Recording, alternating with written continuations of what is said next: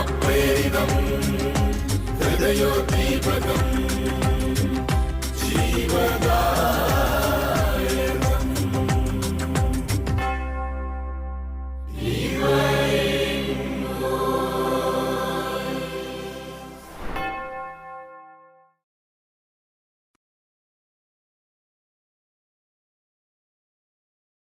ഈശോ മിശിഹായ്ക്ക് സ്തുതിയായിരിക്കട്ടെ. Divine voice തിരുവചന വേദിയിലേക്ക് ഗുഡ്നസ് ടി വിയുടെ ലോകമെമ്പാടുമുള്ള പ്രേക്ഷകർക്ക് സുസ്വാഗതം. പത്രോസിനെക്കുറിച്ചുള്ള ധ്യാനത്തിലാണ് നമ്മൾ. കഴിഞ്ഞ പ്രാവശ്യം ഈശോ പത്രോസിനെ വിളിച്ച രീതിയും അവനെ ബലപ്പെടുത്തിയ വിധവുമെല്ലാം നമ്മൾ കാണുകയായിരുന്നു. മാത്രമല്ല, നമ്മുടെ ജീവിതവുമായിട്ട് നമ്മുടെ വിളിയുമായിട്ട് പത്രോസിൻ്റെ വിളിയെ നമ്മൾ ചേർത്ത് നിർത്തുകയായിരുന്നു. പത്രോസായി മാറിക്കൊണ്ട്, അല്ലെങ്കിൽ നമ്മിലുള്ള പത്രോസിനെ തിരിച്ചറിഞ്ഞുകൊണ്ട് കർത്താവിനെ അല്പം കൂടി അടുത്ത് പിൻചെല്ലുവാനായിട്ട് നമ്മൾ പരിശ്രമിക്കുകയാണ്. അതിൻ്റെ ഭാഗമായിട്ട് ഇന്ന് നമ്മൾ വായിക്കുന്ന തിരുവചന ഭാഗം മത്തായിയുടെ സുവിശേഷം 14-ാം അധ്യായം 22 മുതലുള്ളതാണ്. പത്രോസ് വെള്ളത്തിന് മുകളിലൂടെ നടക്കുന്ന ഭാഗമാണ് നമ്മൾ ധ്യാനിക്കുക. ഓരോ വചനങ്ങളായിട്ട് വായിച്ച് നമുക്ക് ധ്യാനിക്കാം. 22-ാമത്തെ വചനം ആരംഭിക്കുന്നത് ഇങ്ങനെയാണ്: ജനക്കൂട്ടത്തെ പറഞ്ഞു വിടുന്നതിനിടയിൽ തനിക്ക് മുമ്പേ വഞ്ചിയിൽ കയറി ഉടനെ മറുകരയ്ക്ക് പോകാൻ അവൻ ശിഷ്യന്മാരെ നിർബന്ധിച്ചു. ഇതിക്ക് തൊട്ടു മുമ്പുള്ള സുവിശേഷ ഭാഗത്തിൽ നമ്മൾ കാണുന്നത് ഈശോയും ശിഷ്യന്മാരും ചേർന്ന് 5000 പേർക്ക് ഭക്ഷണം കൊടുക്കുന്നതാണ്. നമ്മുടെ വീട്ടിൽ കുറച്ച് പേര് വന്നാൽ എത്രമാത്രം നമ്മൾ ത്യാഗങ്ങൾ സഹിച്ച് കഷ്ടപ്പെട്ട് ബുദ്ധിമുട്ടിയാണ് ഭക്ഷണം ഒരുക്കുക എന്ന് നമുക്കറിയാം. അങ്ങനെയെങ്കിൽ 5000 പേർക്ക് ഭക്ഷണം വിളമ്പി അവരെ സംതൃപ്തരാക്കുവാനായിട്ട് എത്ര അധികമായിട്ട് യേശുവും ശിഷ്യന്മാരും പരിശ്രമിച്ചിട്ടുണ്ടാകും. അതുകൊണ്ട് തന്നെ അവരെല്ലാവരും ക്ഷീണിതരാണ്. അവരെല്ലാവരും അന്നേ ദിവസത്തെ ശുശ്രൂഷകൾക്ക് ശേഷം അല്പം വിശ്രമിക്കാനായിട്ട് ആഗ്രഹിക്കുന്നുണ്ട്. സ്ലീഹന്മാർക്ക് വിശ്രമം ആവശ്യമാണെന്നറിഞ്ഞ യേശു എന്താണ് ചെയ്തത് എന്നാണ് ഈ വചനം നമ്മോട് കാണിച്ചു തരിക. മറ്റുള്ളവരുടെ ആവശ്യങ്ങളിൽ, അവരുടെ ദൈനംദിനമുള്ള ജീവിതത്തിൽ കർത്താവ് എത്രമാത്രം ക്രിയാത്മകമായിട്ട് കാരുണ്യത്തോടെ അനുകമ്പയോടെ ഇടപെടുന്നു എന്ന് നമ്മൾ കാണുന്നു. സ്ലീഹന്മാർ ക്ഷീണിതരാണെന്നും വിശ്രമം അവർക്ക് ആവശ്യമാണ് എന്നും അറിഞ്ഞ ഈശോ ഇവിടെ ഭക്ഷണം കഴിഞ്ഞ് ആളുകൾ പോകുന്നതിന് മുമ്പ് തന്നെ സ്ലീഹന്മാരോട് വഞ്ചിയിൽ കയറി മറുകരയിൽ പോയി വിശ്രമിക്കാനായിട്ട് ആവശ്യപ്പെടുകയാണ്. എത്രമാത്രം മാതൃഹൃദയമുള്ളവനാണ് നമ്മുടെ തമ്പുരാൻ. കർത്താവ് സ്ലീഹന്മാരെ പറഞ്ഞു വിടുന്നു. പക്ഷേ കർത്താവ് പോകുന്നില്ല. കർത്താവ് എന്താണ് ചെയ്തതെന്ന് അടുത്ത വചനം നമ്മോട് പറയുകയാണ്. അവൻ ജനക്കൂട്ടത്തെ പിരിച്ചുവിട്ട ശേഷം ഏകാന്തതയിൽ പ്രാർത്ഥിക്കാൻ മലയിലേക്ക് കയറി. സ്ലീഹന്മാരും ഈശോയും ചെയ്തത് ഒരേ ജോലിയാണ്. 2 കൂട്ടർക്കും തീർച്ചയായിട്ടും ക്ഷീണമുണ്ട്. പക്ഷേ സ്ലീഹന്മാരുടെ ക്ഷീണം തിരിച്ചറിഞ്ഞ് അവർ മറുകര പോയി വിശ്രമിക്കണമെന്ന് യേശു നിർബന്ധം പിടിച്ചു എന്നാണ് സുവിശേഷം നമ്മളെ കാണിച്ചു തരിക. അതേസമയം കർത്താവ് തന്നോട് തന്നെ കാണിക്കുന്നൊരു നിർബന്ധമുണ്ട്. അത് വിശ്രമിക്കാനുള്ളതല്ല, പ്രാർത്ഥിക്കാനുള്ളതാണ്. നമ്മുടെ അനുദിന ജീവിതത്തിൽ ഈ വചനം നമ്മൾ അല്പം കൃത്യമായിട്ട് തന്നെ പാലിക്കാൻ ശ്രമിച്ചാൽ നമ്മുടെ വ്യക്തിബന്ധങ്ങളും സുഹൃത്ത് ബന്ധങ്ങളും കുടുംബ ബന്ധങ്ങളും സമർപ്പണ ബന്ധങ്ങളും എല്ലാം അല്പം കൂടി മനോഹരമാകും എന്നുള്ളതാണ്. ഈശോ മറ്റുള്ളവരോട് കാണിക്കുന്നത് അനുകമ്പയാണ്, കരുണയാണ്. തന്നോട് തന്നെ കാണിക്കുന്നത് അല്പം വാശിയാണ്, അല്ലെങ്കിൽ അല്പം കൂടി സ്ട്രിക്റ്റ്നെസ്സാണ്. നമ്മൾ പലപ്പോഴും നേരെ തിരിച്ചാണ് കാണിക്കുക. നമ്മളോട് തന്നെ വളരെയധികം കരുണ കാണിക്കും. നമ്മുടെ കാര്യങ്ങളിൽ വളരെയധികം നമ്മൾ വിശാലത അനുഭവിക്കാനായിട്ട് പരിശ്രമിക്കും. പക്ഷേ മറ്റുള്ളവരോട് നമ്മൾ വളരെ സ്ട്രിക്റ്റ് ആയിരിക്കും. ഈശോ ചെയ്യുന്നത് തന്നോട് തന്നെ കണിശത പുലർത്തുക എന്നുള്ളതാണ്. പക്ഷേ സ്ലീഹന്മാരോട് കർത്താവ് കരുണ കാണിക്കുന്നു, അവരെ വിശ്രമിക്കാനായിട്ട് വിടുന്നു. സായാഹ്നമായപ്പോഴും അവൻ അവിടെ തനിയെയായിരുന്നു. ഈശോയുടെ പ്രാർത്ഥനയെക്കുറിച്ച് മനോഹരമായൊരു കണക്ഷൻ നമുക്കിവിടെ കാണാം. സായാഹ്നമായപ്പോഴും ഒറ്റയ്ക്കിരുന്ന് പിതാവുമായിട്ട് സംസാരിക്കുന്ന ഈശോ അവൻ പ്രാർത്ഥനയിലാണ്. ഒരു പ്രാർത്ഥനയിൽ ഞാനും എൻ്റെ ദൈവവും മാത്രമേ ഉണ്ടാകാവൂ എന്നുള്ള ആ മനോഹരമായ തത്വത്തെ ഈശോ നമ്മുടെ മുമ്പിലേക്ക് കൊണ്ടുവരുന്നു. പിതാവിൻ്റെ മുമ്പിലിരുന്ന് തൻ്റേതായതെല്ലാം ഉരുക്കഴിക്കുന്ന ഈശോയെ നമ്മൾ കാണുന്നു. പ്രാർത്ഥനയുടെ ഏറ്റവും മനോഹരമായ ദൃഷ്ടാന്തം. 24-ാമത്തെ വചനം മുതലാണ് നമ്മുടെ ഏറ്റവും പ്രസക്തമായ ഈ വെള്ളത്തിന് മുകളിലൂടെ നടക്കുന്ന ആ അനുഭവത്തിലേക്ക് നമ്മൾ കടക്കുക. ഇതിനിടെ വഞ്ചി കരയിൽ നിന്ന് ഏറെ അകലെയായി കഴിഞ്ഞിരുന്നു. കാറ്റ് പ്രതികൂലമായിരുന്നതിനാൽ തിരമാലകളിൽപ്പെട്ട് അത് വല്ലാതെ ഉലഞ്ഞു. ഈശോയില്ലാത്ത ഒരു യാത്രയിലാണ് സ്ലീഹന്മാർ. അവർ വളരെയധികം കരയിൽ നിന്ന് അകലെയാണ്. തിരമാലകളുണ്ട്, കാറ്റുണ്ട്.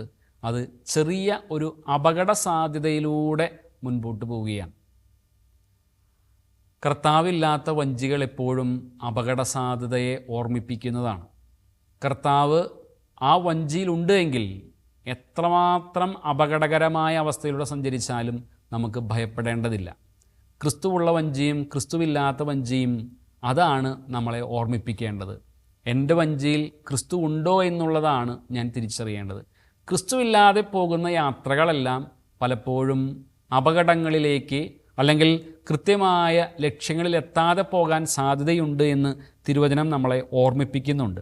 തിരമാലകളിൽപ്പെട്ട് ആ വഞ്ചി വല്ലാതെ ഉലഞ്ഞു എന്ന് സുവിശേഷം പറയുന്നു. രാത്രിയുടെ 4-ാം യാമത്തിൽ അവൻ കടലിനു മീതെ നടന്ന് അവരുടെ അടുത്തേക്ക് ചെന്നു. 4-ാം യാമം എന്ന് പറയുമ്പോൾ ഏകദേശം വെളുപ്പിന് ഒരു 3 മണി സമയമാണ്. ഈ സമയത്ത് സ്ലീഹന്മാർ വഞ്ചിയിലാണ്. അവരിനിയും ലക്ഷ്യസ്ഥാനത്തേക്ക് എത്തിയിട്ടില്ല. ഇതാ ക്രിസ്തു നടന്നു വരുന്നു. ഇതുവരെ ലക്ഷ്യസ്ഥാനത്തെത്താതിരുന്നതിന് കാരണം ക്രിസ്തു ആ വഞ്ചിയിൽ ഉണ്ടായിരുന്നില്ല എന്നുള്ളത് തന്നെയാണ്. ക്രിസ്തു വരുന്നു. ക്രിസ്തു വരുമ്പോൾ, അവൻ വെള്ളത്തിന് മുകളിലൂടെ നടന്നു വരുമ്പോൾ സ്ലീഹന്മാർക്ക് അതൊരിക്കലും ഉൾക്കൊള്ളാനായിട്ട് സാധിക്കുന്നില്ല. അവർ പരിഭ്രാന്തരാവുകയാണ്. കടലിന് മീതെ നടന്നു വരുന്ന ക്രിസ്തുവിനെ കണ്ട് അവർ വിളിച്ചു പറയുന്നത് ഇതാ ഭൂതമെന്നാണ്. നമ്മുടെ ജീവിതത്തിൽ പലപ്പോഴും അത്ഭുതങ്ങൾ സംഭവിക്കാറുണ്ട്. പലപ്പോഴും കർത്താവിൻ്റെ വ്യക്തമായ ഇടപെടലുകൾ ഉണ്ടാകാറുണ്ട്. പക്ഷെ നമ്മൾ ക്രിസ്തുവാണ് അത് ചെയ്തത് എന്ന് പലപ്പോഴും തിരിച്ചറിയാറില്ല. ചില അപകടങ്ങളിൽ നിന്ന് നമ്മൾ പെട്ടെന്ന് രക്ഷപ്പെടുമ്പോൾ അപകടങ്ങളിലേക്ക് വീഴാതെ നമ്മൾ ചെറിയ വ്യത്യാസത്തിൽ രക്ഷപ്പെടുമ്പോൾ നമ്മൾ പറയുന്ന വാക്ക് മിക്കവാറും ഭാഗ്യം എന്നാണ്. അത് കർത്താവിൻ്റെ കരുതലായിരുന്നു എന്ന് പലപ്പോഴും നമ്മൾ മറന്നു പോവുകയാണ്. എന്തെങ്കിലും ആകട്ടെ, ഇവിടെ കർത്താവ് വെള്ളത്തിന് മുകളിലൂടെ നടന്നു വരുമ്പോൾ എൻ്റെ കർത്താവ് വെള്ളത്തിന് മുകളിലൂടെ നടന്നു വരാൻ കഴിവുള്ളവനാണ് എന്നുള്ള കാര്യം സ്ലീഹന്മാർ ഓർക്കുന്നില്ല. അവർക്കത് ഭൂതമായിട്ട് തോന്നുകയാണ്. അവർ നിലവിളിക്കുകയാണ്. ഉടനെ അവൻ അവരോട് സംസാരിച്ചു, ധൈര്യത്തോടെ ഇരിക്കുവിൻ, ഞാനാണ്, ഭയപ്പെടേണ്ട. ഞാനാണ് എന്നാണ് ഈശോ പറയുന്നത്. അതല്ലാതെ ഞാൻ ഈശോയാണെന്ന് പറയുന്നില്ല, ഞാൻ നിങ്ങളുടെ ഗുരുവാണെന്ന് പറയുന്നില്ല. മറിച്ച് ഞാനാണ് എന്നാണ് പറയുക. നമ്മുടെ ഹൃദയത്തോട് ചേർന്ന് നിൽക്കുന്ന വ്യക്തികളോട് നമ്മളെ മനസ്സിലാക്കാനായിട്ട് നമ്മൾ പേര് പറയേണ്ട കാര്യമില്ല. നമ്മളാരും നമ്മുടെ വീടുകളിലേക്ക് ഫോൺ ചെയ്യുമ്പോൾ, അമ്മ ഫോൺ എടുക്കുമ്പോൾ നമ്മളാരും എൻ്റെ പേര് ഇന്നതാണ് എന്ന് പറയാറില്ല. മറിച്ച് ഇത് ഞാനാണെന്നാണ് പറയുക. നമ്മുടെ അപ്പച്ചനോട്, നമ്മുടെ സഹോദരങ്ങളോട്, നമ്മുടെ ജീവിത പങ്കാളിയോടൊക്കെ ഫോൺ എടുത്ത് ആദ്യത്തെ നമ്മുടെ സ്വരം അവരുടെ ചെവികളിൽ പതിക്കുമ്പോൾ തന്നെ നമ്മളാണെന്ന് അവർ തിരിച്ചറിയുന്നത് നമ്മുടെ പേര് പറഞ്ഞത് കൊണ്ടല്ല, മറിച്ച് നമ്മുടെ ശബ്ദത്തിന് അവരെ തിരിച്ചറിയാൻ സാധിക്കുന്നുണ്ട്. നമ്മുടെ ശബ്ദം അവർ തിരിച്ചറിയുന്നുണ്ട് എന്നുള്ളത് കൊണ്ടാണ്. സ്ലീഹന്മാരുടെ ചെവികളിൽ ഇത് ഞാനാണ് എന്നുള്ള ഈശോയുടെ വാക്കുകൾ പതിച്ച സമയത്ത് അവരെല്ലാവരും ആശ്വസിക്കുകയാണ്. അവരെല്ലാവരും സമാധാനത്തിലേക്ക് പ്രവേശിക്കുകയാണ്. അവരെല്ലാവരും ധൈര്യം പ്രാപിക്കുകയാണ്. അപ്പോഴാണ് പത്രോസിന് ചെറിയൊരു തമാശ തോന്നുന്നത്. പത്രോസ് ഈശോയോട് പറയുകയാണ്, കർത്താവേ, അങ്ങാണെങ്കിൽ. പത്രോസിന് 100% അറിയാം അത് ഈശോയാണെന്ന്. എങ്കിലും അവൻ പറയുകയാണ്, കർത്താവേ, ഇത് അങ്ങാണെങ്കിൽ ഞാൻ ജലത്തിനു മീതെ കൂടി അങ്ങയുടെ അടുത്തേക്ക് വരാൻ എന്നോട് കൽപ്പിക്കുക. നമ്മൾ കഴിഞ്ഞ ദിവസം പറഞ്ഞായിരുന്നു, പത്രോസ് ഏറ്റവും മിടുക്കനായ മുക്കുവനാണ്. അവൻ മുക്കുവരിൽ ഏറ്റവും പ്രധാനപ്പെട്ടവനാണ്. ആ കടലിൻ്റെ ആഴവും ആ കടലിൻ്റെ എല്ലാ കണക്കുകളും അവനറിയാം. എവിടെയാണ് കൂടുതൽ ആഴമുള്ളത്, ഏത് മത്സ്യമാണ് ഏത് സ്ഥലത്താണ് കിട്ടുക, എല്ലാം പത്രോസിനറിയാം. ആ പത്രോസ് വെള്ളത്തിൽ നീന്തുന്നവനാണ്, വെള്ളത്തിലേക്ക് എടുത്ത് ചാടുന്നവനാണ്, കടലുമായിട്ട് വളരെ അഭേദ്യമായ ബന്ധമുള്ളവനാണ്. അതൊക്കെ നമ്മൾ സുവിശേഷത്തിൽ പല സ്ഥലങ്ങളിലും കാണുന്നുണ്ട്. പക്ഷെ പത്രോസിനെ ഇന്ന് വരെ കാണാൻ സാധിക്കാത്തൊരു കാര്യമാണ് അവൻ ഇപ്പോൾ കാണുന്നത്. അത് വെള്ളത്തിന് മുകളിലൂടെ ഈശോ നടന്നു വരുന്നതാണ്. പത്രോസിനും അത് കണ്ടപ്പോൾ ആഗ്രഹം ഉണ്ടാവുകയാണ്, തനിക്കും ക്രിസ്തുവിനെ പോലെ വെള്ളത്തിന് മുകളിലൂടെ നടക്കാൻ സാധിച്ചെങ്കിൽ. നീന്താൻ അറിയാം, വെള്ളത്തിലുള്ള എല്ലാ പരിപാടികളും അറിയാം, പക്ഷേ വെള്ളത്തിന് മുകളിലൂടെ നടക്കാൻ തനിക്ക് ഇതുവരെ സാധിച്ചിട്ടില്ല. ഈശോ നടക്കുന്നു. പത്രോസ് ആ ആഗ്രഹത്തിലേക്ക് തന്നെ കൊണ്ടുവരികയാണ്. ഈശോയോട് പറയാണ്, കർത്താവേ, അങ്ങാണെങ്കിൽ എന്നെ വെള്ളത്തിന് മുകളിലൂടെ നടക്കാനായിട്ട് പ്രേരിപ്പിക്കണമേ, സഹായിക്കണമേ എന്ന് പറയാം. നമ്മൾ ചെറിയ കുട്ടികൾ ഭക്ഷണം കഴിക്കാനൊക്കെ മടി കാണിക്കുമ്പോൾ നമ്മൾ പറയാറുണ്ട്, മിടുക്കനാണെങ്കിൽ, നല്ല കുട്ടിയാണെങ്കിൽ ഭക്ഷണം കഴിക്കും. അപ്പോൾ നല്ല കുട്ടിയാണെന്ന് കാണിക്കാൻ വേണ്ടിയിട്ട്, അല്ലെങ്കിൽ മിടുക്കനാണെന്ന് തെളിയിക്കാൻ വേണ്ടിയിട്ട് കുട്ടികൾ ഭക്ഷണം കഴിക്കും. ഇതുപോലെ പത്രോസ് ഒരു കുട്ടിയുടെ ശാഠ്യം ഇവിടെ കാണിക്കുകയാണ്. കർത്താവിനോട് പറയുകയാണ്, അങ്ങാണെങ്കിൽ എന്നോട് ഈ വെള്ളത്തിന് മുകളിലൂടെ നടക്കാനായിട്ട് കൽപ്പിക്കണമേ. ഏതായാലും പത്രോസിൻ്റെ വാശിക്ക് മുമ്പിൽ കർത്താവ് സ്വയം വിട്ടുകൊടുക്കുകയാണ്. ആ വാശിയെ പോലും കർത്താവ് ബഹുമാനിക്കുകയാണ്. തൻ്റെ സ്നേഹിതരുടെ ഏറ്റവും നിസ്സാരമായ ആവശ്യങ്ങളുടെ മുമ്പിൽ പോലും കർത്താവ് എത്രമാത്രം നിസ്സാരനാകുന്നുണ്ട് എന്ന് ഈ സുവിശേഷം നമ്മളെ കാണിച്ചു തരികയാണ്. അവൻ, പത്രോസ് പറഞ്ഞതുപോലെ, ഈശോ അവനെ അതിന് അനുവദിക്കുകയാണ്. വരൂ എന്ന് അവൻ പറഞ്ഞു. ഈശോ അവനോട് വഞ്ചിയിൽ നിന്നിറങ്ങി വരാനായിട്ട് ആവശ്യപ്പെടുകയാണ്. പത്രോസ് വഞ്ചിയിൽ നിന്നിറങ്ങി വെള്ളത്തിന് മുകളിലൂടെ നടന്ന് യേശുവിൻ്റെ അടുത്തേക്ക് ചെന്നു. വഞ്ചിയിൽ നിന്ന് ഇറങ്ങുക എന്നുള്ളതാണ് വെള്ളത്തിന് മുകളിലൂടെ നടക്കാനുള്ള ഏറ്റവും ആദ്യത്തെ പടി. നമ്മളെല്ലാവരും കർത്താവ് വെള്ളത്തിൽ നടക്കുന്നത് കാണുമ്പോൾ നമുക്കും നടക്കണമെന്ന് തോന്നും. കർത്താവ് ചെയ്യുന്ന പലതും ചെയ്യാനായിട്ട് നമുക്ക് ആഗ്രഹമുണ്ട്. കർത്താവ് ചെയ്ത അത്ഭുതങ്ങളിലേക്ക്, കർത്താവ് ചെയ്ത അടയാളങ്ങളിലേക്കൊക്കെ നമുക്ക് ഭാഗവാക്കാക്കണമെന്ന് പലപ്പോഴും തോന്നാറുണ്ട്. പക്ഷേ നമ്മൾ വഞ്ചിയിൽ നിന്ന് ഇറങ്ങാൻ തയ്യാറാണോ? അത് വലിയൊരു ചോദ്യമാണ്. എൻ്റെ സുരക്ഷ, എനിക്കുള്ള ഇപ്പോഴുള്ള എല്ലാ സുരക്ഷിതത്വവും അതുപേക്ഷിച്ച് വെള്ളത്തിൻ്റെ ആഴത്തിലേക്ക് കാലെടുത്ത് വയ്ക്കുവാൻ, ക്രിസ്തുവിൻ്റെ കണ്ണിലേക്ക് മാത്രം നോക്കിക്കൊണ്ട് ആ വെള്ളത്തിലേക്ക് ഇറങ്ങി ചെല്ലുവാനായിട്ട് എനിക്ക് ഇപ്പോൾ സാധിക്കുമോ? അതൊരു വലിയ ചോദ്യമാണ്. ഈ ചോദ്യത്തിന് ഉത്തരം കൊടുക്കാൻ സാധിച്ചാലേ നമ്മൾ വെള്ളത്തിന് മുകളിലൂടെ നടക്കുന്നവരായിട്ട് മാറുകയുള്ളൂ. ഓരോ സമർപ്പിത ജീവിതവും, ഓരോ വൈദിക ജീവിതവും, ഓരോ കുടുംബ ജീവിതവും വെള്ളത്തിന് മുകളിലൂടെയുള്ള നടത്തമാണ്. യാതൊരു സംശയവുമില്ല. എത്ര നാൾ എങ്ങനെ നമ്മൾ വെള്ളത്തിന് മുകളിലൂടെ നടക്കുന്നു എന്നുള്ളത് നമുക്ക് ആർക്കും അറിവില്ലാത്ത കാര്യമാണ്. കാരണം വെള്ളത്തിന് മുകളിലൂടെ നമ്മൾ നടക്കാൻ കാരണം കർത്താവ് നമ്മളെ അതിന് അനുവദിക്കുന്നത് കൊണ്ടാണ്. നമ്മുടെ ജീവിതങ്ങളെല്ലാം വെള്ളത്തിന് മുകളിലൂടെയുള്ള നടത്തമാണ്. എപ്പോൾ വേണമെങ്കിലും മുങ്ങിപ്പോകാം. എന്തുകൊണ്ടാണ് നമ്മൾ മുങ്ങാത്തത്? നമ്മൾ മുങ്ങാത്തത് കർത്താവിൻ്റെ കണ്ണുകളിൽ നോക്കി നമ്മൾ നടക്കുന്നു എന്നുള്ളത് കൊണ്ടാണ്. നമുക്ക് സുവിശേഷ ഭാഗത്തേക്ക് തിരിച്ചു വന്നാൽ കൃത്യമായിട്ടത് മനസ്സിലാവും. പത്രോസ് വഞ്ചിയിൽ നിന്നിറങ്ങി വെള്ളത്തിന് മുകളിലൂടെ നടക്കുന്നു. അവന് വലിയ സന്തോഷമായി. അവൻ്റെ വലിയൊരു സ്വപ്നം സാക്ഷാത്കരിക്കുകയാണ്. ഇതുവരെ വെള്ളത്തിന് മുകളിലൂടെ നടക്കാൻ സാധിച്ചിട്ടില്ല, എല്ലാം വെള്ളത്തിനടിയിലായിരുന്നു. ഇതാ ആദ്യമായിട്ട് പത്രോസ് വെള്ളത്തിന് മുകളിലൂടെ നടക്കുകയാണ്. വലിയ സന്തോഷത്തോടെ, വലിയ ഇഷ്ടത്തോടെ, വലിയ താല്പര്യത്തോടെ അവൻ തുടരുകയാണത്. പക്ഷേ എന്ത് സംഭവിച്ചു? പത്രോസ് വഞ്ചിയിൽ നിന്നിറങ്ങി വെള്ളത്തിന് മുകളിലൂടെ നടന്ന് യേശുവിൻ്റെ അടുത്തേക്ക് ചെന്നു. ഇതാണ് വെള്ളത്തിന് മുകളിൽ നടക്കാനുള്ള നമ്മുടെ ഏറ്റവും വലിയ മാതൃകയാക്കേണ്ട വചനം. വഞ്ചിയിൽ നിന്നിറങ്ങുക, വെള്ളത്തിന് മുകളിലൂടെ നടക്കുക, യേശുവിൻ്റെ അരികിലേക്ക് എത്തുക. യേശുവിൻ്റെ അരികിലേക്ക് എത്തണമെങ്കിൽ നമ്മൾ യേശുവിൻ്റെ കണ്ണുകളിൽ നോക്കിക്കൊണ്ടായിരിക്കണം നടക്കേണ്ടത്. കാരണം കടലിൽ വഴിയൊന്നും കാണിച്ചു തരാൻ ആരുമില്ല. അപ്പോൾ കർത്താവ് നിൽക്കുന്നിടത്തേക്ക് നമ്മൾ നടക്കുമ്പോൾ തീർച്ചയായിട്ടും നമ്മുടെ മുഖം കർത്താവിൻ്റെ മുഖത്തോട്ട് മാത്രമായിരിക്കും നമ്മൾ നോക്കുക. കർത്താവിൻ്റെ കണ്ണുകളിൽ നോക്കി നമ്മൾ നടക്കുന്നു, യാതൊരു പ്രശ്നവുമില്ല. അടുത്ത വചനം നമ്മൾ വായിക്കണം. എന്നാൽ ശക്തമായ കാറ്റ് കണ്ട് അവൻ ഭയന്നു. ജലത്തിൽ മുങ്ങിത്താഴാൻ തുടങ്ങിയപ്പോൾ അവൻ നിലവിളിച്ചു, കർത്താവേ, എന്നെ രക്ഷിക്കണമേ. കർത്താവിൻ്റെ മുഖത്ത് മാത്രം നോക്കി നടന്ന പത്രോസ് എങ്ങനെയാണ് താഴേക്ക് നോക്കിയത്, കടലിനെ നോക്കിയത്, തിരമാലയെ കണ്ടത്? പത്രോസിന് ഇവിടെ ചെറിയൊരു വീഴ്ച പറ്റിയെന്ന് വേണം നമ്മൾ അനുമാനിക്കാനായിട്ട്. കർത്താവിൻ്റെ മുഖത്ത് മാത്രം നോക്കി നടക്കേണ്ട പത്രോസ് ഒരു നിമിഷത്തിൽ ചുറ്റുമുള്ള കാര്യങ്ങളിലേക്ക് അവൻ്റെ ശ്രദ്ധ കൊണ്ടുവരികയാണ്. അവൻ്റെ പിന്നാലെയുള്ള സ്ലീഹന്മാരെ അവൻ നോക്കുന്നു. അവർ തൻ്റെ ഈ വലിയ സാഹസം കാണുന്നുണ്ടോ എന്ന് അവൻ തിരിഞ്ഞു നോക്കിയിട്ടുണ്ടാകാം. മറ്റുള്ളവർ തന്നെക്കുറിച്ച് എന്താണ് പറയുന്നത് എന്നറിയാനായിട്ട് അവൻ ആഗ്രഹിച്ചിട്ടുണ്ടാകാം. ഏതായാലും കർത്താവിൻ്റെ തിരുമുഖത്ത് നിന്ന് അവൻ്റെ മുഖം അവൻ പിൻവലിക്കുകയാണ്, അവൻ്റെ കാഴ്ച പിൻവലിക്കുകയാണ്, അവൻ ചുറ്റുമുള്ളവയിലേക്ക് അവൻ്റെ ശ്രദ്ധ മാറ്റിവെക്കുകയാണ്. അപ്പോഴാണ് അവൻ തിരമാല കാണുന്നത്, കാറ്റ് കാണുന്നത്, കോള് കാണുന്നത്, ഭയപ്പെടുന്നത്, മുങ്ങിത്താഴുന്നത്.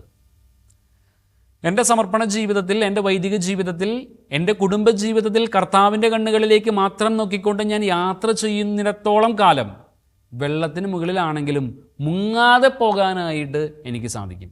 എന്നാൽ കർത്താവിൻ്റെ തിരുമുഖത്ത് നിന്ന് കണ്ണുകൾ പിൻവലിച്ച് ചുറ്റുമുള്ള ആകർഷണങ്ങളിലേക്ക് ഞാൻ കണ്ണുകൾ പായിക്കുമ്പോൾ ഞാൻ മുങ്ങാനായിട്ട് തുടങ്ങുകയാണ്.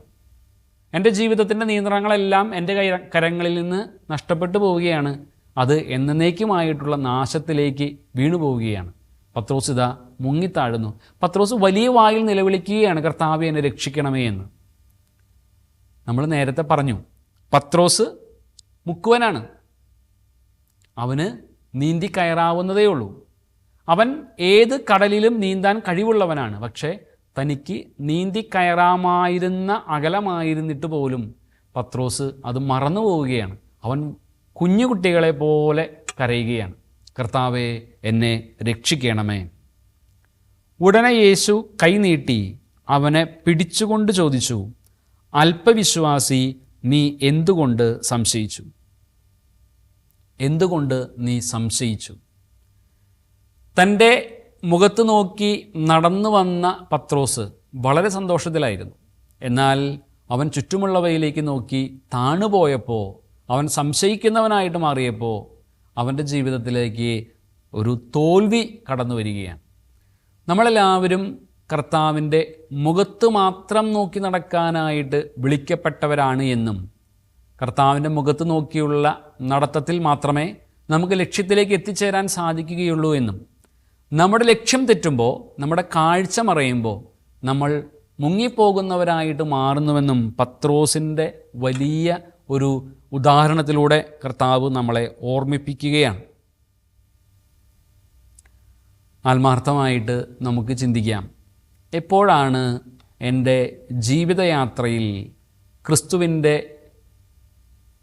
സംരക്ഷണയിൽ നിന്ന്, ക്രിസ്തു നൽകുന്ന നന്മകളിൽ നിന്ന് ഞാൻ ഒഴിഞ്ഞു മാറിയത്? എപ്പോഴാണ് കർത്താവിൻ്റെ കണ്ണുകളിൽ നിന്ന് ഞാൻ എൻ്റെ കണ്ണുകൾ പിൻവലിച്ചത്? എപ്പോഴാണ് ക്രിസ്തു മാർഗത്തിൽ നിന്ന് ഞാൻ വ്യതിചലിച്ചത്? അത് തീർച്ചയായിട്ടും ചുറ്റുമുള്ളവയിലേക്ക് ഞാൻ നോക്കിയപ്പോഴാണ്. കർത്താവിൻ്റെ മുഖത്ത് നിന്ന് എൻ്റെ കണ്ണുകൾ പിൻവലിച്ചപ്പോഴാണ്. ചുറ്റുമുള്ള ആകർഷണങ്ങളിലേക്ക്, അത്ഭുതങ്ങളിലേക്ക്, അടയാളങ്ങളിലേക്ക് ഞാൻ എൻ്റെ കണ്ണുകളെ പായിച്ചപ്പോഴാണ്.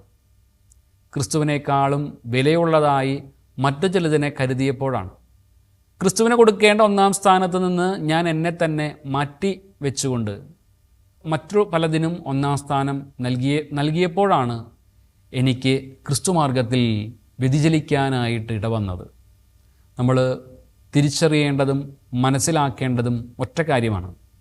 എനിക്ക് കർത്താവിൻ്റെ കണ്ണുകളിൽ നിന്ന് എൻ്റെ കണ്ണുകൾ പിൻവലിക്കാൻ അവകാശമില്ല. കർത്താവിൻ്റെ മുഖത്തു നിന്ന് എൻ്റെ കണ്ണുകൾ എനിക്ക് ഒരിക്കലും മാറ്റാൻ സാധിക്കില്ല. എൻ്റെ ലക്ഷ്യവും ഞാൻ എപ്പോഴും ശ്രദ്ധ കേന്ദ്രീകരിക്കേണ്ടതുമായ ഒറ്റയിടമേ ഉള്ളൂ, അത് കർത്താവിൻ്റെ തിരുമുഖമാണ്. പത്രോസ് കർത്താവിനാൽ രക്ഷിക്കപ്പെട്ട് വഞ്ചിയിലേക്ക് തിരികെ പ്രവേശിക്കുകയാണ്. അവർ വഞ്ചിയിൽ കയറിയപ്പോൾ കാറ്റു ശമിച്ചു. വഞ്ചിയിലുണ്ടായിരുന്നവർ അവനെ ആരാധിച്ചുകൊണ്ട് സത്യമായും നീ ദൈവപുത്രനാണ് എന്നു പറഞ്ഞു. സുവിശേഷത്തിലെ ഈ ഭാഗത്തിലെ അവസാനത്തെ വചനം അങ്ങനെയാണ്. പത്രോസ് വെള്ളത്തിൽ മുങ്ങിപ്പോയി. പത്രോസ് കർത്താവിനെ രക്ഷിച്ച് വഞ്ചിയിലേക്ക് പ്രവേശിപ്പിച്ചു.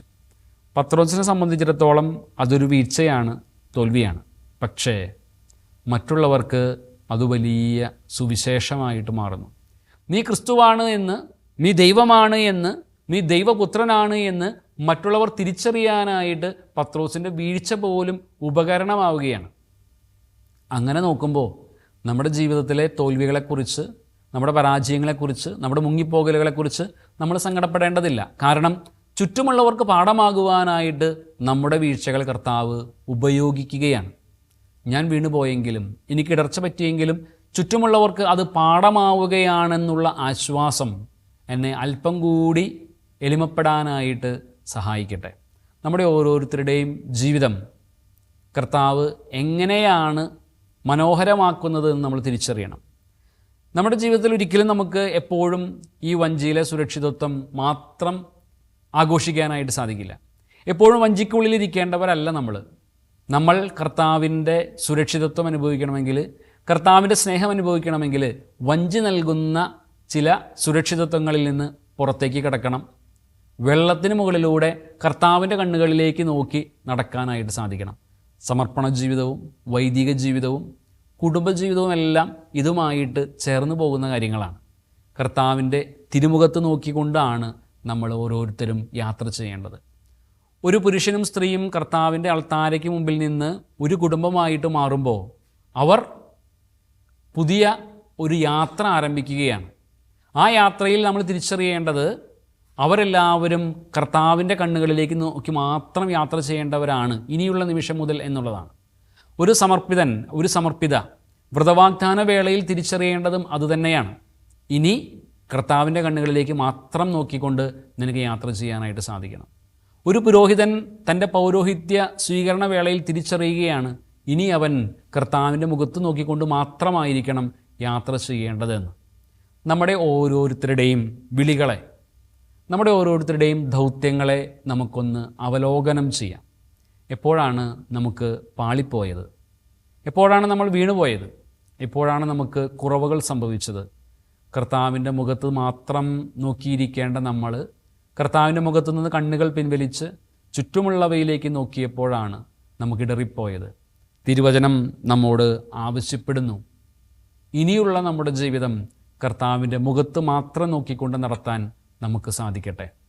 നമുക്കൊരുമിച്ച് പ്രാർത്ഥിക്കാം. കർത്താവേ, ഇതുവരെയുള്ള എൻ്റെ ജീവിതത്തിൽ നിൻ്റെ മുഖത്ത് മാത്രം നോക്കി നടക്കേണ്ടതിന് പകരം ചുറ്റുമുള്ള ആകർഷണങ്ങളിലേക്ക് ഞാൻ പാളിപ്പോയിട്ടുണ്ട്. കർത്താവേ, നീ എന്നോട് കരുണയായിരിക്കണമേ. ഇനിയുള്ള എൻ്റെ ജീവിതത്തിൽ നിൻ്റെ തിരുമുഖം മാത്രം ദർശിച്ചുകൊണ്ട്, അകക്കണ്ണിൽ നിന്നെ മാത്രം കണ്ടുകൊണ്ട് ഈ ജീവിതയാത്ര പൂർത്തിയാക്കുവാൻ എന്നെയും ഞങ്ങളെല്ലാവരെയും നീ ശക്തിപ്പെടുത്തണമേ എന്ന് ഞങ്ങൾ പ്രാർത്ഥിക്കുന്നു.